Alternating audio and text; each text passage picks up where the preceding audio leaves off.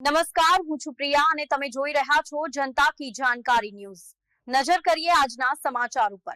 પાટડીના બજાણા ગામની પ્રાથમિક શાળા ખાતે દાતાઓ દ્વારા શૈક્ષણિક કિટનું વિતરણ કરાયું। પાટડી તાલુકાના બજાણા ગામની કન્યા પ્રાથમિક શાળા તથા કુમાર પ્રાથમિક શાળા ખાતે અમદાવાદની માસ ફાઇનાન્સ કંપની લિમિટેડના આર્થિક સહયોગ થકી અને ખારાપાટ વિસ્તારના શિક્ષણના સારથી ગણેશભાઈ રાઠોડના માધ્યમ થકી દસાડા ધારાસભ્ય પી.કે. પરમારની ઉપસ્થિતિમાં અને માસ ફાઇનાન્સના જનરલ મેનેજર સુરેશભાઈ પટેલની આગેવાનીમાં બંને શાળામાં અભ્યાસ કરતા વિદ્યાર્થીઓને શૈક્ષણિક કિટનું વિનામૂલ્યે વિતરણ કરવામાં આવ્યું હતું।